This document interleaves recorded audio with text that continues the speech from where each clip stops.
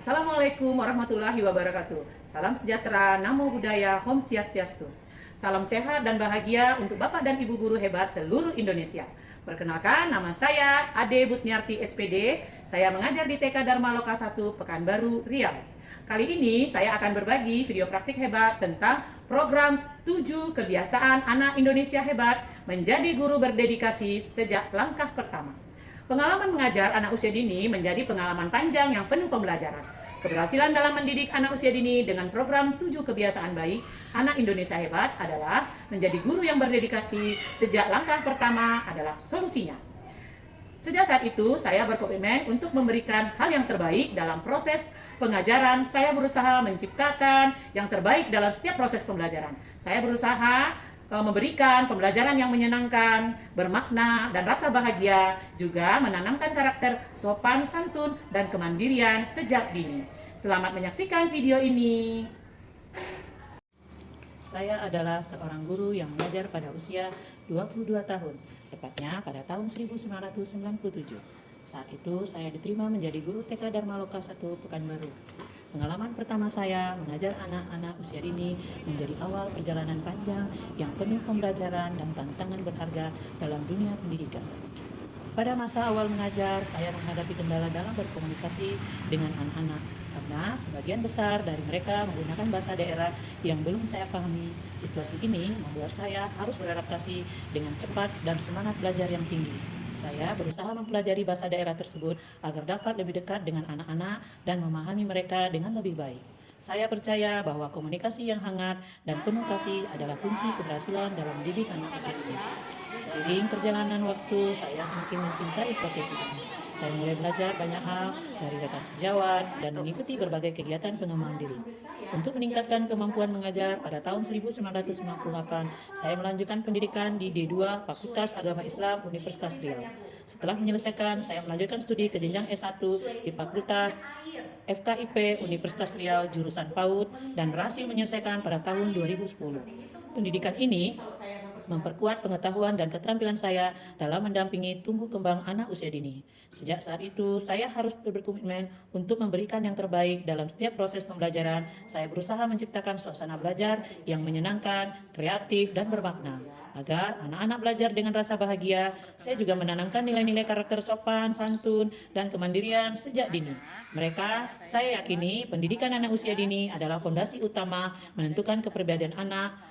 Bagi saya, menjadi guru bukan sekedar pekerjaan, tapi sebuah panggilan hati. Dedikasi seorang guru terlihat dari keikhlasan dalam mendidik, ketulusan, dan membimbing dan semangat untuk terus belajar demi kemajuan anak didiknya. Meski tantangan dunia pendidikan semakin besar, di era 2025 ini saya percaya bahwa guru berdedikasi akan tetap menjadi cahaya yang menuntun generasi muda masa depan menuju keberhasilan. Menjadi guru PAUD memberikan saya kebahagiaan tersendiri. Melihat anak-anak tumbuh tersenyum dan berani mencoba hal-hal baru adalah hadiah yang tak ternilai. Itulah alasan saya tetap setia dan bangga menjadi guru PAUD hingga hari ini. Salah satu upaya nyata yang dilakukan adalah melalui penerapan program 7 kebiasaan anak Indonesia hebat yang selaras dengan nilai-nilai profil pelajar Pancasila dan semangat kepemimpinan mindful. Program 7 kebiasaan anak Indonesia hebat ini menanamkan 7 karakter unggul anak Indonesia, yaitu beriman, bertakwa, berakhlak mulia, mandiri, disiplin, tanggung jawab, cinta tanah air, gemar membaca, peduli, dan berbagi.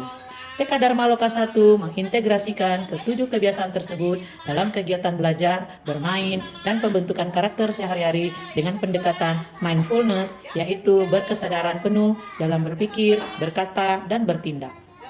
Kegiatan atau situasi serta tantangan dan aksi serta refleksi yang saya lakukan. Yang pertama, situasi. Pada awal saya mengajar TK Dharma Loka Pekanbaru pada tahun 1997, saya menemui kenyataan bahwa sebagian besar anak didik menggunakan bahasa daerah yang berbeda dengan bahasa yang saya pahami. Anak-anak cenderung pasif dan sulit mengikuti instruksi karena perbedaan bahasa dan latar belakang budaya. Kondisi ini membuat proses belajar mengajar tidak berjalan maksimal. Tantangannya, sebagai guru TK Dharma Loka 1 di lingkungan yang beragam, saya menghadapi beberapa tantangan utama dalam proses pengajaran yang mempengaruhi aktivitas pembelajaran anak usia dini. Pertama, kendala bahasa daerah, khususnya bahasa Tionghoa, menjadi hambatan signifikan Banyak anak berlatar belakang etnis Tionghoa yang menggunakan bahasa tersebut di rumah, sehingga sulit memahami instruksi dalam bahasa Indonesia standar. Hal ini menyebabkan kesulitan dalam komunikasi awal, di mana anak-anak sering bingung atau lambat merespon, memerlukan adaptasi ekstra untuk membangun pemahaman bersama. Yang kedua, adaptasi lingkungan baru menjadi isu krusial, terutama pada hari-hari pertama sekolah. Banyak anak menangis dan menolak ditinggalkan orang tua. Ini tidak hanya mengganggu rutinitas kelas, tapi juga membebani emosional guru dan anak, sehingga memperlambat proses sosialisasi dan pembelajaran dasar. Ketiga, kemajuan teknologi menimbulkan tantangan bagi guru, termasuk saya sendiri. Banyak rekan guru yang kurang menguasai teknologi terbaru, seperti aplikasi pembelajaran digital atau perangkat pintar, sehingga penggunaan sering tidak tepat atau tidak optimal. Di sisi lain, ada tuntutan tinggi dari sekolah dan orang tua yang mengintegrasikan teknologi dalam pengajaran, yang menambahkan tekanan tanpa dukungan pelatihan yang memadai.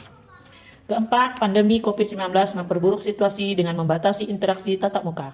Saya harus mengadakan pertemuan daring yang sering terganggu oleh koneksi internet anak, memberikan tugas berbasis karakter melalui platform online, membangun komunikasi rutin dengan orang tua via WhatsApp atau Zoom, menyusun aktivitas di rumah menggunakan media elektronik sederhana.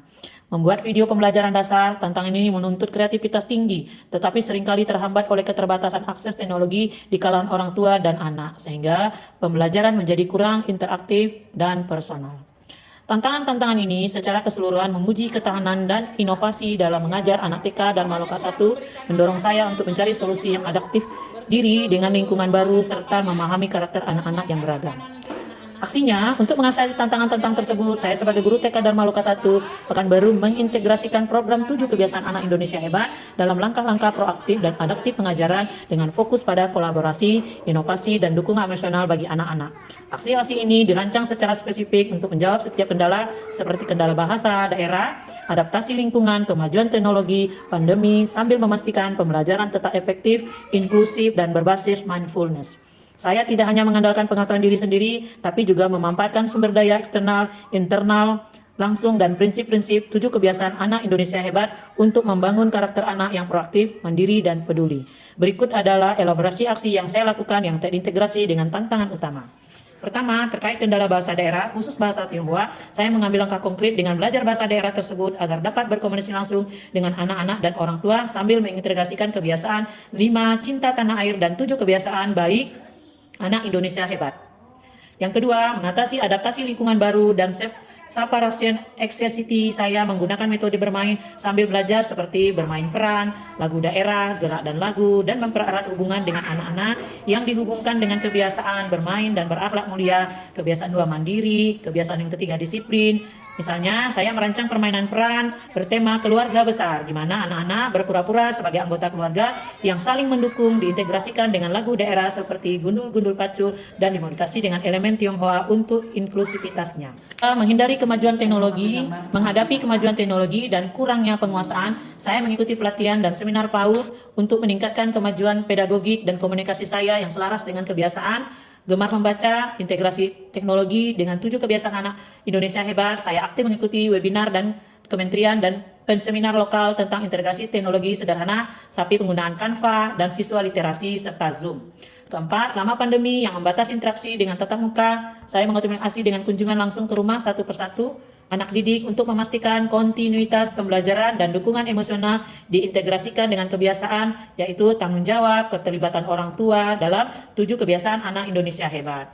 Untuk memperkuat keseluruhan aksi, saya menerapkan integritas 7 kebiasaan anak Indonesia hebat dalam kegiatan harian melalui morning circle setiap pagi, kegiatan berdoa, menyanyikan lagu nasional, dan berbagi hal baik dari rumah, serta penguatan guru melalui pelatihan rutin mindfulness leadership untuk membangun kesadaran penuh dalam membimbing anak, sehingga nilai-nilai 7 kebiasaan anak Indonesia hebat tidak hanya diajarkan, tetapi di kehidupan sehari-hari melalui aksi-aksi konkret ini.